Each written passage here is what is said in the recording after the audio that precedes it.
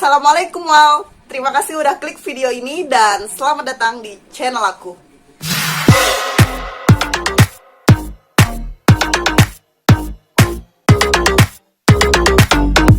Terima kasih buat kamu yang udah dukung video aku yang kemarin itu, yang judulnya tentang kasus-kasus pembunuhan sadis di Kalimantan Selatan, terutama kawal-kawalku yang Sabanua. Makasih banyak ya, terima kasih udah dukung, video aku udah ditonton. Mantap buatnya ay ketujuh, aku bawa video jadinya ya lo. Tapi nih ya, di video yang kemarin itu ada beberapa teman-teman yang komentar, katanya sih kecepatan lah ngomongnya. Ada yang bilang, gak bil napas dulu cil. Ada juga yang mengkritik bahwa kok ya kasus kayak gitu dijadiin bahan bercandaan, katanya gitu. Oh ya nggak apa-apa. Soalnya aku punya hati seluas lapangan pertasi, jadi aku nerima semua kritikan-kritikan kalian di video aku. Dan jangan berhenti buat kritik ya, nggak apa-apa, kritik aja. Jadi aku jelasin kenapa itu kemarin aku ceritakan dengan gaya yang cepat, karena aku pengen menghemat waktu durasi video biar nggak nyampe 30 menit. Takutnya kalian tuh bosan ngelihat video kepanjangan sampai 30 menit lebih, supaya kalian tuh nggak kelamaan nonton videoku, lumayan hemat kuota. Ya pastinya lah Acil ngambil napas di video itu. Kalau nggak ngambil napas ya waalaikumsalam. Wah. Kenapa nih di video-video aku itu sebenarnya kan kasus-kasus pembunuhan, tapi terus aku selip-selipin candaan-candaan ringan. Itu sih tujuannya supaya kalian itu nggak terlalu tegang nonton cerita aku dan bisa lebih rileks nontonnya. Soalnya Wal, channel aku ini bukan channel berita. Ini konsep di channel aku ini channel cerita Wal. Aku ceritain gitu sama kalian berita-berita dengan gaya yang santai, terus sesuai kayak gaya antara sesama teman gitu. Dan memang ya dalam candaan aku, kalau kalian perhatikan itu tuh aku nggak menjudge, aku juga nggak membuli, aku juga nggak mengejek, dan aku juga nggak menghakimi antara si korban dengan si pelaku. Di video itu aku selipkan beberapa penilaian aku sesuai dengan pemikiran aku tentang kasus itu Wal. Oke, paham ya sampai di situ ya. Jadi kalau misalnya di video kemarin ada kurang lebihnya, aku minta maaf sama kalian atau kurang enak di hati gitu. Cuman tujuan dan niatnya seperti yang aku jelaskan itu. Kali ini di video ini aku akan menceritakan kembali tentang kasus pembunuhan, tapi pembunuhan ini dengan cara dimutilasi yang pernah terjadi di Kalimantan. Nah, karena jenis pembunuhan mutilasi seperti ini adalah salah satu jenis pembunuhan yang paling tersadis, jadi juga sebenarnya jarang terjadi awal ya di Kalimantan. Tapi kamu tonton videonya sampai habis, jangan fokus sama judulnya aja biar kamu nggak salah paham sama videoku, oke?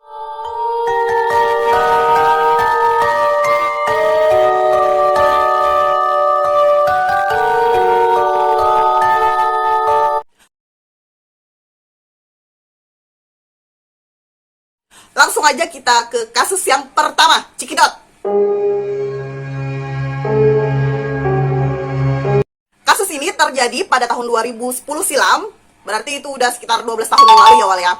Korban ini bernama Fatmawati, berusia 17 tahun, yang tercatat sebagai warga Banjarbaru, Kalimantan Selatan. Kasus ini ternyata didalangi oleh kekasih korban sendiri Wal. Yang padahal nih kekasih korban ini sebenarnya mau niat menikahi si korban. Tapi niat ini kemudian berubah menjadi amarah karena cemburu mengetahui si Fatma ini jalan dengan lelaki lain Wal. Kekasih korban ini bernama Fendi. Nah, karena Fendi ini mengetahui si Fatma pernah jalan dengan lelaki lain, Fendi ini menjadi dendam gitu Wal. Lalu mengajak ke-6 temannya. Jadi pelaku pembunuhan ini ada 7 orang. Fendi, si kekasih korban, Alex, Ervan, Icun, Ardiansah atau Sawa, Ancah, dan Toleh.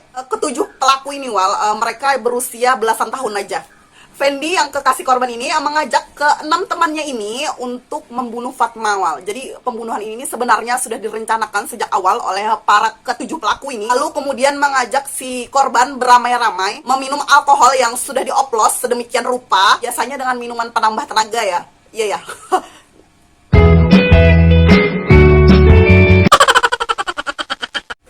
Pernah lihat, sesuai takaran sesat biasanya, asal ngefly aja pokoknya. Kemudian diminumlah beramai-ramai di Taman Idaman Banjarbaru Wal. Jadi kan Fatma dengan 7 orang tadi bersama si Fendi, kekasihnya itu tadi pacarnya gitu, minum alkohol di Taman Idaman Banjarbaru. Tujuan mereka meminum alkohol ini sebenarnya adalah agar mudah untuk membunuh dan memperkosa korban. Jadi niat banget ya, memang kayaknya direncanakan banget gitu. Kejam, tarik napas dulu ya Wal. Jelang tengah malam mereka bertujuh ini membawa Fatma ke hutan pinus, beramai-ramai mengendarai sepeda motor dan menghabisi korban di sana Wal. Si Fendi yang kekasih korban inilah yang membekap Fatma dorong tubuh korban hingga terjatuh dan pingsan, lalu diperkosalah secara bergilir. Bentar Wal ya, tarik napas. Awalnya Fendi ini nih cuman berniat mau menusuk Fatma aja, maksudnya mau ngebunuh asal mati aja gitu. Tapi kemudian tiba-tiba muncul ide untuk memutilasi si Fatma karena takut ketahuan sama polisi Wal. Dah lah ya kan, tuh kan sudah dibunuh nih si korban. Kemudian ketujuh orang ini membagi tugas mereka. Kurang ajar dibagi tugas. Ini aku akan jelaskan ketujuhnya ini pembagian tugasnya biar kalian bisa ngerti dan bisa menghayalkan gitu. Ardiansah atau Sawa itu bertugas menggorok leher Fatma yang pertama kali Wal. Kemudian Fendi, si kekasih korban ini, yang memenggal kepala korban dan memenggal bagian perut Fatma Wal. Si Icun bertugas untuk memotong kedua tangan korban. Si Ancah bertugas memotong kedua kaki korban Wal. Korban dipotong menjadi 5 bagian. Fendi dan Sawa memasukkan leher dan perut korban ke dalam sebuah karung, kemudian membuangnya ke bawah jembatan desa Jingah Habang Hilir. Icun dan Alex memasukkan bagian kepala, 2 tangan, dan kaki kiri ke dalam sebuah tas ransel, lalu membuangnya ke irigasi Tambak Bincawal. Dan tas itu tuh diberi mereka pemberat batu, biar nggak muncul gitu. Sedang kaki kanan nih yang tersisa itu dibuang oleh Ancah, nggak tahu dibuang kemana. Jadi mereka ini buang di 3 tempat yang berbeda Wal. Meskipun pembunuhan ini memang sudah direncanakan ya sejak awal oleh ketujuh pelaku, tapi namanya kejahatan ya tetap kejahatan lah, pasti akan terbongkar juga. Dan pada tanggal 22 November 2010 oleh seorang warga ditemukan sebuah tas ransel yang berisi bagian tubuh mayat korban yang sudah dimutilasi tadi, yang aku jelaskan isinya, di saluran irigasi Bincawal. 3 hari setelah penemuan tas ransel tersebut, kemudian ditemukan lagi potongan bagian tubuh korban yang ada di dalam karung. Polisi pun kemudian langsung melakukan investigasi dan penyelidikan karena jumlahnya 7 orang kan ya Wal, dan mereka pun berpencar. Polisi pun memerlukan waktu sebulan lebih untuk menangkap para pelaku ini. Dan Fendi lah sang kekasih korban yang pertama kali ditangkap oleh pihak polisi pada tanggal 14 Desember. Berapa minggu tuh? 18 November dengan 14 Desember. Lama ya kan. Kemudian penangkapan pun terus dilakukan sampai akhir Desember 2010. Pada saat akhir Desember 2010 itu ketujuh pelaku pun berhasil ditangkap oleh polisi. Dan selama perburuan itu Wal, sebenarnya polisi ini memanggil suami si korban. Ya, ternyata si Fatma ini adalah berstatuskan istri orang. Tapi sebenarnya mereka ini udah lama gitu pisah ranjang. Saat ditanya polisi, si Sahlan nama si mantan suami korban ini, mengaku kepada polisi bahwa dia tidak tahu menau dengan kehidupan pribadi si korban serta tentang kasus pembunuhannya Wal. Pas disinggung nih Wal soal tentang kekasih korban, Sahlan ini sudah tahu bahwa istrinya ini memiliki lelaki idaman lain Wal waktu semasa masih berumah tangga sama dia. Sahlan ini juga nggak pernah gitu mencari tahu dan ketemu dengan kekasih si korban Wal, jadi kayak udahlah biar aja gitu. Saat mengatakan pernyataan itu, mantan suami korban ini tidak ada ekspresi terkejut gitu ataupun sedih dan menjawab dengan tenang semua pertanyaan polisi ini dengan wajah yang datar aja Wal. Begitulah yang ditulis di artikel Tribun News tentang si mantan suami korban ini Wal. No comment ya, soalnya itu soal rumah tangga. Sedang si ibu korban ini mengetahui kasus pembunuhan anaknya itu tuh melalui berita di koran Wal, dari tetangga yang melihat foto korban di salah satu berita di koran. Menurut pengakuan ibu si korban, Fatma ini memang sudah lama tidak pulang ke rumah. Terakhir kali dia itu di rumah minta uang Rp4.000 dan pamit untuk pergi ke rumah nenek angkatnya. Nah, semenjak itu Fatma ini nggak pernah lagi pulang ke rumah. Kalau menurut kesaksian si teman korban sih, Fatma ini dikenal sebagai pribadi yang pendiam Wal. Tapi memang dia ini sering banget nongkrong di taman itu bersama dengan anak-anak pang di sekitar situ Wal. Setelah melakukan penangkapan ketujuh pelaku Wal, tubuh korban ini pun tetap belum utuh ditemukan. Dan bagian tubuh korban yang sudah ditemukan ini pun dikuburkan di pemakaman umum oleh pihak keluarga. Sisa potongan-potongan tubuh korban yang belum ketemu ini tetap dicari oleh pihak polisi melalui pengakuan si Sawa yang Ardiansah itu tadi. Tapi Sawa ini kayak orang bingung Wal, kayak lupa gitu di mana dia ngebuang sisa bagian tubuh korban itu. Pas disuruh nunjukkan lokasinya sama pihak polisi, dia nih kayak orang linglung. Nah, ini menjadikan polisi ini semakin kesulitan untuk mencari bagian tubuh korban yang belum ditemukan Wal. Tidak ada artikel yang pasti yang menyatakan bahwa tubuh korban ini sudah lengkap ditemukan atau belum. Aku berharapnya sudah ya Wal ya, amin. Mungkin dari kalian ada yang tahu gimana kelanjutan ceritanya, silahkan tulis dan ceritain di kolom komentar ya Wal ya. Para pelaku pun dihukum dan divonis penjara selama 17 tahun oleh Hakim Pengadilan Negeri Banjarbaru Wal. Mohon maaf ya, tapi kok ya berasaku kayak ringan banget ya. Soalnya kan sadis banget ya kan ngebunuhnya, diperkosa terus dimutilasi gitu kan. Tapi Pengadilan Hukum Negeri Banjarbaru ini menjelaskan mereka menjatuhkan hukuman tersebut karena korban dinilai oleh pihak pengadilan mau diajak pelaku ke kebun, sehingga ini menjadikan pendorong adanya pemerkosaan dan pembunuhan tersebut Wal. Dan juga korban ini dianggap oleh pihak pengadilan kurang mengantisipasi sebagai seorang wanita akibat dari keikutsertaannya berkumpul-kumpul bersama ketujuh pelaku ini tadi untuk minum minuman alkohol Wal, mabuk-mabukan gitu. Boh lah ya, aku awam sih ya masalah hukum, tapi kalau di mata rakyat jelata kayak aku ini gak adil gitu rasanya. Nah, gimana menurut pendapat kalian tentang kasus ini? Tulis di kolom komentar ya. Lanjut kasus kedua.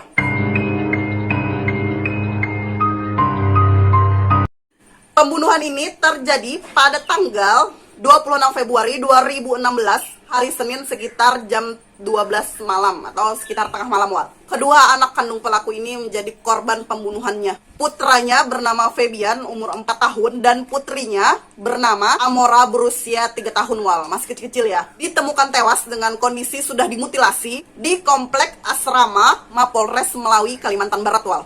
Si pelaku ini merupakan ayah kandung si korban yang bekerja sebagai polisi berpangkat brigadir bernama Petrus Bakus, berusia 28 tahun. Muda ya Wal ya, 28 tahun. Pelaku membunuh kedua anak kandungnya ini dengan cara digorok lehernya, kemudian habis itu dipotong-potong bagian tubuh anaknya ini, beberapa bagian yang tubuhnya ini berserakan di atas tempat tidur anaknya itu Wal. Waktu itu istrinya yang bernama Windri hendak tidur di kamarnya gitu. Beberapa saat kemudian setelah merebahkan badannya di tempat tidur, Mbak Windri ini tiba-tiba merasa kayak heran gitu, mendadak kayak sunyi senyap, nggak ada suara anak-anaknya bercanda tawa Wal. Si kamarnya Mbak Windri ini dengan posisi kamar tidur anak-anaknya ini hanya dibatasi ruang tengah aja. Lalu Mbak Windri ini pun mencek langsung ke kamar tempat tidur anaknya. Betapa syoknya Mbak Windri ini ketika mendapati ada banyak bercak darah di lantai, dan betapa terkejutnya dia ketika melihat anak-anaknya ini sudah tidak bernyawa di atas tempat tidur dengan keadaan yang sudah terpotong-potong di atas tempat tidur. Hanya bagian kepala aja yang masih melekat di tubuh mereka. Itu pun dengan luka gorok di leher Wal. Ketika melihat itu tuh Mbak Windri ini menyaksikan suaminya ini berbicara sendiri Wal, sambil berkata gini, mereka baik, mereka pasrah, mereka mengerti, maafkan papa ya dek, gitu ucap pelaku pada istrinya Wal. Selesai mengucapkan kata-kata itu, dia juga sebenarnya ingin membunuh istrinya juga Wal. Tapi saat itu Mbak Windri ini minta diambilkan air minum oleh suaminya Wal. Karena suaminya ini mungkin kayak nggak tega gitu, luluh gitu, akhirnya mau mengambilkan air minum untuk istrinya ke dapur. Saat pelaku ini mengambil air minum, Mbak Windri ini langsung melarikan diri dan meminta pertolongan ke warga asrama polisi di sana Wal. Mbak Windri pun mengetuk pintu tetangganya, Brigadir Sukadi, yang berada tepat di sebelah rumahnya. Setelah mendengar cerita Mbak Windri ini, beliau menyuruh Mbak Windri ini untuk masuk ke dalam rumahnya dan mengunci rumahnya itu untuk bersembunyi. Saat brigadir ini memeriksa rumahnya Mbak Windri, Brigadir Petrus ini yang merupakan pelaku ini pun keluar dari rumah Wal dan duduk di teras depan rumahnya. Pak Sukardi pun menghampiri Petrus. Kepada Sukardi, pelaku pun mengakui segala perbuatannya sambil berkata, sudah saya bersihkan Bang, saya menyerahkan diri. Begitu ucap si pelaku Wal. Lalu Brigadir Petrus pun diamankan oleh pihak polisi. Menurut penyelidikan, Brigadir polisi ini merupakan brigadir lulusan angkatan 2007 dari Polres Melawi, Kalimantan Barat. Dan mirisnya lagi Wal, pelaku ini ternyata sangat pintar dan cerdas. Jadi dia ini mendapatkan nilai tertinggi di masa pendidikannya, sudah lulus melewati serangkaian tes standar dari Mabes Polri. Menurut kesaksian teman-teman seangkatannya sih sama teman-teman sekerjaannya, pelaku ini tidak memiliki perilaku aneh. Makanya dia ini terpilih dan ditempatkan di Intelkam Polres Melawi. Jadi Wal, Brigadir Petrus ini bekerja di Polres itu tuh di bagian intelijen alias intel. Berdasarkan fakta-fakta dan keterangan istrinya, 2 minggu terakhir memang pelaku ini nih sering marah-marah Wal, nggak jelas gitu, suka uring-uringan. Setelah istrinya ini menuding si pelaku telah berselingkuh dengan wanita lain karena nggak sengaja si istri ini menemukan pesan singkat di handphone suaminya yang dikirim oleh wanita lain Wal. Tetapi pelaku ini malah balik cemburu sama istrinya karena istri ini membantu mencari penghasilan tambahan dengan menerima pesanan kue-kue ulang tahun Wal. Jadi kan dia nganter ini pesanan kemana-mana. Saat si istri ini nganter pesanan tuh, si Pak Petrus ini yang pelaku ini menyuruh anak buah suruhannya untuk mengikuti si istri Wal kemana-mana, ngintai gitu. Ketahuan lah sama si istri nih bahwa dia nih diikutin sama anak buah suaminya. Lalu si Mbak Windri ini menjadi marah Wal sama suaminya karena merasa kayak nggak dipercaya lagi gitu sama suaminya. Dan dampaknya Mbak Windri ini akhirnya meminta cerai kepada suaminya. Mbak Windri ini bercerita kepada polisi bahwa seminggu terakhir sebelum pembunuhan terjadi, suaminya ini sering bicara sendiri dan marah-marah gak jelas Wal.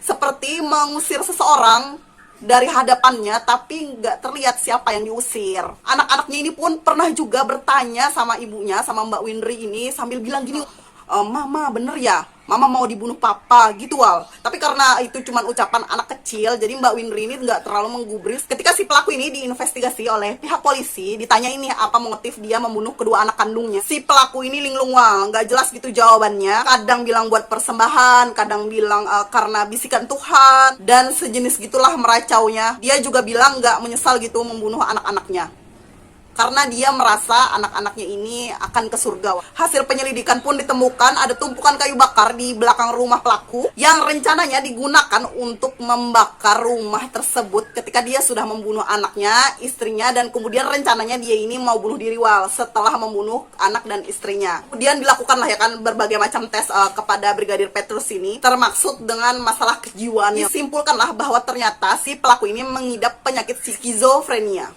Skizofrenia ini Wal adalah sebuah penyakit gangguan mental yang deritanya ini mengalami halusinasi, delusi, kekacauan pikiran, dan perubahan perilaku yang membuat penderita ini kesulitan membedakan kenyataan. Bahasa rakyat jelata kayak aku ya gila lah. Kalau bahasa rakyat plus 62 kesurupan. Ya kan, plus 62 yang suka mistis-mistis maksudnya. Tapi ini Wal, menariknya, sebuah artikel radarcirebon.com di sana dituliskan bahwa ada seorang psikolog bernama Aditya Cassandra Putranto yang berharap polisi ini jangan terlalu gegabah dan terlalu cepat menyimpulkan bahwa Brigadir Petrus ini mengalami penyakit skizofrenia. Karena nih menurut pengalaman dia sebagai seorang psikolog, dari 10 kasus mutilasi hanya 1 aja yang memungkinkan memiliki penyakit skizofrenia ini Wal. Dugaan tentang kelainan jiwa ini dibantah keras oleh ayah kandung Brigadir Petrus. Menurut pengakuan ayahnya, Brigadir Petrus ini merupakan anak yang sangat cerdas dan paling menonjol di antara 9 bersaudara. Jadi nih Wal, Brigadir Petrus ini sejak SD sampai SMA dia ini selalu mendapatkan ranking kelas. Jadi nggak heran ya Wal ya kalau dia mendapatkan nilai tertinggi di masa pendidikan dia tadi sebagai polisi. Ayahnya pun menilai perubahan Brigadir Petrus ini terjadi sejak dia sudah menikah Wal, sejak dia berumah tangga. Karena menurut ayahnya rumah tangga Brigadir Petrus ini tidak harmonis, sering gitu bertengkar sama istrinya. Tapi ayahnya ini meyakini bahwa Brigadir Petrus ini sangat sayang kepada anak-anaknya. Mungkin aja ya kan depresinya ini terjadi setelah dia menikah, dicampur gitu dengan beban dan tekanan pekerjaan, lalu menimbulkanlah penyakit skizofrenia ini. Pada tanggal 1 Desember 2016, lintaskapuas.com menerbitkan sebuah artikel yang mengatakan bahwa Brigadir Petrus ini dinyatakan divonis bebas oleh Majelis Hukum Pengadilan Negeri Sintang, Kalimantan Barat. Terdakwa diyakini oleh pihak pengadilan fix mengalami gangguan kejiwaan. Dia diminta untuk rehabilitasi ke Rumah Sakit Jiwa Sungai Bangkong, Pontianak, yang menurut pasal 44 KUHP bahwa terdakwa ini tidak bisa dimintai pertanggungjawabannya atas perbuatannya karena kondisi kejiwaannya Wal. Mau nangis nggak Wal? Gak berani komentar ya aku karena ini menyangkut institusi negara kita. Ada yang berani komen di bawah? Silahkan tulis.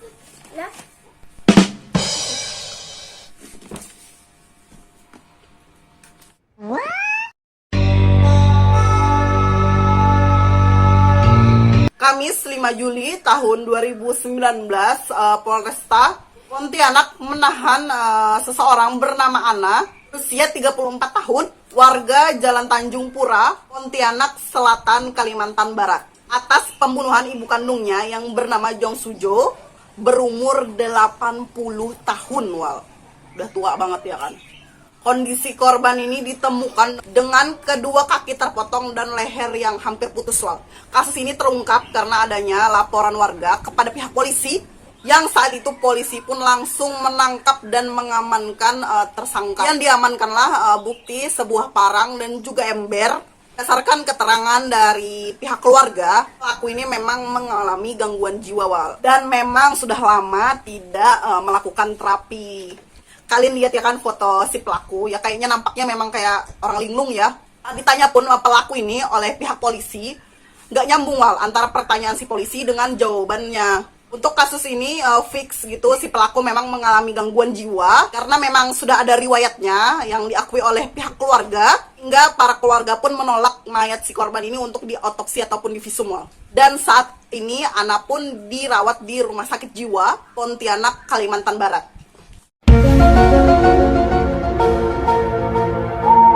Korban berinisial H merupakan siswa kelas 5 SD berusia 12 tahun yang merupakan seorang warga di desa Tumbang Mahup, Katingan, Kalimantan Tengah. Sedangkan pelaku ini bernama Ahmad yang berusia 37 tahun yang bekerja sebagai seorang pencari kayu di hutan, Wal. Merupakan warga satu desa dengan si korban. Awalnya si H ini dilaporkan hilang oleh pihak keluarganya sejak Selasa pada tanggal 3 Desember 2019. Setelah dilaporkannya hilang ini, pihak warga pun membantu pencarian si H dan bergotong royong gitu, Wal, mencari sama-sama. Kemudian setelah 3 hari pelaporan hilang itu, warga pun menemukan sesosok mayat di dalam sebuah lubang yang berlokasi di sebuah penambangan emas tanpa izin. Tubuh korban ini ditemukan dalam keadaan tidak ada kepalanya, Wal. Sekitar 10 warga lebih ya yang menemukan jasad korban tersebut. Itu pun jadi ditemukan karena ada salah satu warga yang mencium bau busuk, kemudian sama-sama gitu rame-rame mendatangi sumber bau busuk tersebut, Wal. Dilaporkanlah oleh warga ke pihak polisi dan pihak polisi pun melakukan penyelidikan. Dan tubuh si korban ini dilakukan pemeriksaan oleh dokter forensik Palangkaraya, Wal. Dari hasil otopsi dan visum itu ternyata benar merupakan jasad seorang bocah yang kemarin dilaporkan hilang oleh pihak keluarganya. Dalam pemeriksaan otopsi tersebut ditemukan bahwa bagian anus si korban ini sudah dalam keadaan rusak, Wal. Yang berarti korban ini diduga mengalami pelecehan seksual oleh si pelaku. Anak-anak ini, Wal. Dalam kasus ini, kamu harus sadar bahwa zaman sekarang kita punya anak laki-laki bukan berarti aman lagi. Kalau dulu ya, anak perempuan yang bikin kita ngerasa was-was gitu ya kan. Kalau sekarang ternyata nggak cuman anak perempuan aja yang menjadi korban pemerkosaan, tapi anak laki-laki pun juga. Jadi kamu hati-hati ya, Wal, ya. Jaga anak-anak kita, jaga adik-adik kita, pokoknya jagalah tetangga-tetangga kita. Jangan sampai terjadi hal yang seperti ini. Berdasarkan alat bukti yang dikumpulkan, jajaran Polres Katingan pun bergerak cepat dan menangkap si pelaku hanya dalam waktu kurang dari sehari, Wal. Pelaku pun diringkus oleh pihak polisi. Kronologis pembunuhan ini terjadi saat korban ini bertemu dengan si pelaku daerah perkebunan dekat kolam di kawasan pertambangan itu, Wal. Jadi karena keadaan yang sunyi itu, yang sepi, nggak ada orang, muncullah niat jahat si pelaku dan langsung memukul tengkuk leher si korban. Dan si korban pun pingsan, Wal. Dan saat pingsan itulah pelaku melakukan aksi biadab dia. Dan setelah puas nih, korban ini pun dipenggal lehernya dan kemudian dibuang ke sebuah lubang yang di pertambangan emas ilegal itu tadi. Kepala si korban ini tadi dikuburkan bersama parang yang menjadi alat bukti pembunuhan dia di dekat sebuah bangunan seorang walet, Wal. Hasil penyelidikan polisi pun diketahui ternyata si pelaku ini juga pernah terlibat dalam kasus yang serupa. Padahal nih, Wal, pelaku ini merupakan pria yang sudah beristri dan juga punya anak. Sehingga polisi pun menduga bahwa si pelaku ini memiliki kelainan seksual. Kalau menurut pandanganku sih ini pedofil ya, Wal. Tidak ada artikel yang memberitakan tentang hukuman vonisnya, Wal. Dan udah aku cari infonya di artikel sana-sini gitu, Wal. Aku cariin satu-satu demi kalian. Aku menyusuri setiap artikel-artikel yang ada di Mbah Google demi supaya cerita aku lengkap. Mungkin memang belum diputuskan vonisnya oleh pihak pengadilan, karena kan kasusnya ini kan terjadinya 2019 kemarin ya Wal ya. Mungkin ada dari kamu yang tahu gimana kelanjutan kasus ini, monggo Wal ditulis di kolom komentar biar kita semua tahu nih. Ini kasus terakhir yang mau aku ceritakan ke kalian. Pembunuhan ini terjadi di Limpasu, Brabai, Kalimantan Selatan hari Selasa pada tanggal 17 bulan 9 2019 kemarin. Menewaskan seorang anak SD kelas 4 yang berusia 9 tahun bernama Rusdiana Ramadan. Bagus ya anak namamu. Saat itu posisi korban ini sedang belajar kelompok bersama kedua temannya Wal di teras rumah pelaku. Pelaku ini bernama Ahmad, usia 35 tahun. Pelaku ini masih punya hubungan keluarga sebenarnya dengan si korban, makanya si korban ini dan teman-temannya pun sering gitu Wal main di rumah si pelaku ini dan belajar di situ sama-sama temannya. Tiba-tiba aja menurut cerita dari teman korban waktu itu yang menyaksikannya nih, si Ahmad ini tiba-tiba aja menebaskan parangnya ke arah korban dan memenggal kepala si korban Wal. Melihat itu, kedua teman korban ini lari tuh langsung dan melaporkan kejadian itu kepada warga setempat. Jelas ya kan, kita nyangka dia ini mungkin aja nih gila nih. Tapi nih Wal ya, tahu nggak kamu, habis dia melakukan pembunuhan itu, dia ini malah lari ke belakang rumah, melarikan diri dan mengubur parang yang menjadi alat pembunuhan dia ini di bawah pohon-pohon bambu Wal. Arti kan dia sadar nih bahwa dia ngebunuh. Dia punya rasa ketakutan, dia punya rasa cemas gitu kan kalau ketahuan. No, tapi sih menurut para pengakuan tetangga-tetangganya, ini memang kerap kali mengamuk kalau lagi kumat. Tapi kalau di hari-hari biasa nih, di kegiatan-kegiatan dia sehari-hari di rumah, dia nampak seperti orang normal, biasa-biasa aja gitu. Polisi ini melakukan penyelidikan lagi. Ternyata hal yang sama ini udah pernah terjadi 5 tahun yang lalu. Jadi si pelaku ini juga udah pernah membunuh salah satu warga di situ. Pelaku ini pun diobservasi di rumah sakit jiwa di Sambang Lihum. Pemeriksaan, pelaku ini merupakan pasien dengan gangguan jiwa, memiliki temperamen yang tinggi Wal. Lagi-lagi ini ulah si orang gila. Orang gila aja ya dari tadi yang aku ceritain ke kalian ini kasus-kasusnya. Nah, itu tadi beberapa kasus mutilasi yang pernah terjadi di Kalimantan. Sorry ya, banyak gak bercanda di video ini. Soalnya korbannya kan ada anak-anak gitu, sedih hati Wal. Perih gitu ketika aku ngeriset beberapa kasus ini yang korbannya itu tuh anak-anak. Semoga kamu suka lihat video aku ini, dan jangan lupa buat tekan tombol subscribe dan aktifin tanda loncengnya. Salam Sabanua, bye.